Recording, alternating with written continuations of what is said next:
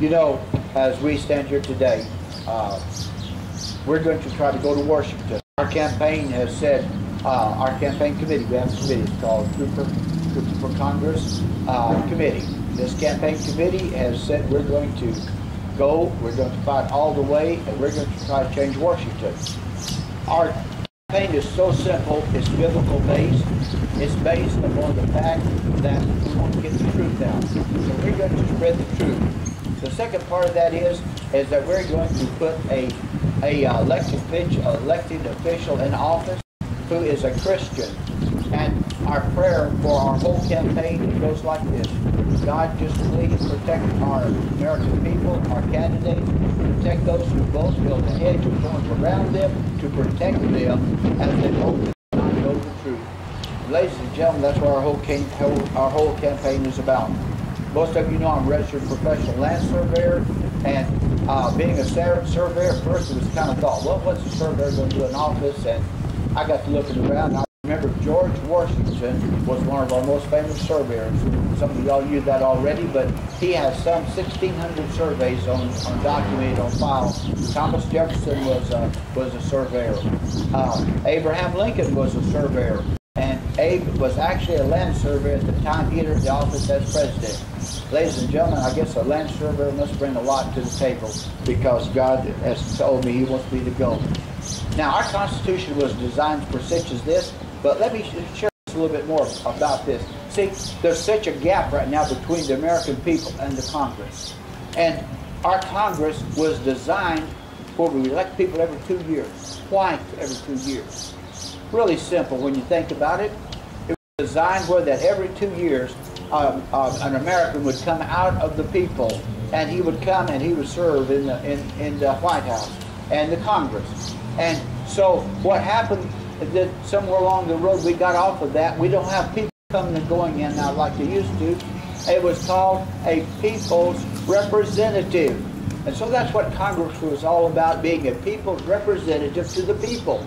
It was designed where the Congress would serve for time. They would be back in the public sector again. They would know what's going on. They would be informed. They would go back into office again, and they would represent America.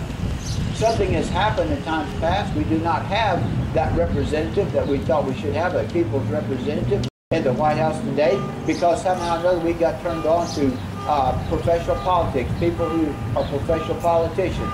And ladies and gentlemen, that's what's happened. So we have such a diverse gap. But I believe our Constitution was designed for such a time as this, when we can rally, we can protest, we can stand up, and we can say we don't agree with the government, it's wrong. And last year I looked at the newspaper, forgot what day it was, but there was an article that said 81% of Americans think the government's going in the wrong direction. You know what? We're a year later, and somewhere in that neighborhood of Americans are saying the government is still going the wrong direction. We want to change that. You know, I support limited term congressional representatives. Ladies and gentlemen, I think they should be up for 2 or 3 terms. I would say 3, since Senate is there 6 years before they're elected. I'd say 3 years, and they'd be elected every 2 years. Then they got to set out, go back in the private sector, and find out what's going on in the world again, so they go back to Congress and truly represent you and I the way it's supposed to be. And not only that, but our congressmen now are going to have a long fight ahead of them to take back the White House. Ladies and gentlemen, they're going to have to fight longer. They're going to have to do a lot of soul searching. They're going to have to dig a lot harder. They're going to be up later at night rallying and trying to get people together where they can fight until the battle is won. Our pastor the other day said America's in the 4th quarter. Well, being football oriented, everybody understands the 4th quarter. And ladies and gentlemen, I took that and I said, you know, let's look at it right now. Let's put Congress on one side. Let's give Congress 27. Let's put America on the other side. And since our political rally, let's give them 7. So we're behind. We're going to have to work hard. We have to score a lot of points to catch up, to overtake the Congress, whether we're back in control again. So that means Americans are going to have to come out. They're going to have to rally. They're going to have to realize there's important things they're going to have to give up. And they're going to have to really realize we're going to have to use our American freedoms. That's what they were designed for. You know, a long time ago, I went to college. God bless me. I have a doctorate of ministry degree. And I'm thankful to God for my education. I know you are too. I went out after my American dream to follow the Lord and to serve Him. And I was able to do that. And then there are so many people today, though, who have lost that dream. They shared the other day that there was something like, I think it was yesterday, they said, I think it was over 9%. How much was it? 9.4%, which puts take 300 million population of America, which is how many million out of work on that? So over 27 million some over that are out of work. Ladies and gentlemen, that says to me something's wrong in America. That's not right. That's not the way it's supposed to be. We should have the right of pursuit of happiness. Food, clothing, shelter, transportation. These basic things have been protected by our Congress all these years, and just recently they've allowed people to attack those things that make us America and help us to stay strong. Food, clothing, shelter. Look at what's going on with food prices. Still going up.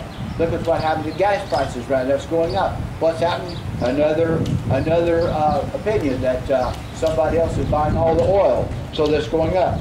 So the American dream goes like this, and this is not funny. This is not meant to be funny. Here's the American dream for millions of people today. Have you been laid off from work? Yes. Any job prospects? No. Is your home in foreclosure? Yes. Are you having trouble getting medical coverage? Yes. Has your 401k tanked out? Yes. You can't afford your kids' college tuition? That's right. Do you have any savings left? No. Not sure how you'll pay your bills? Yes. Here's the bottom kicker. It says, are you wondering where your bailout will come from? Ladies and gentlemen, that is not meant to be funny. That is fact for so many millions of people today. 21% of the Republicans that were polled over the Republican Congress right now say that the Republican Congress are not doing their job, or they're doing a good job, 21%. Whereas 79% said no, or 69% no, that's not right. They're not doing a good job. They've lost their values, they're afraid to stand up, something is wrong, they're just not doing it. And that same poll, this was on May the 2nd on Fox News, this same poll said 72% of Americans felt that Congress had given up, that they're just not fighting the fight like they're supposed to. They don't stand for the values, and they don't stand for American values. Ladies and gentlemen, you know, we're going to need a Congress. We need a Congress that believes in the Bible. Ladies and gentlemen, you know what George Washington said? He said it's impossible to run a country without God and the Bible. That was true in George's day at the beginning of our country. That is true today. You know, what happened? The GOP voters said they deserted this. They deserted our values, and Congress has just given it all up, and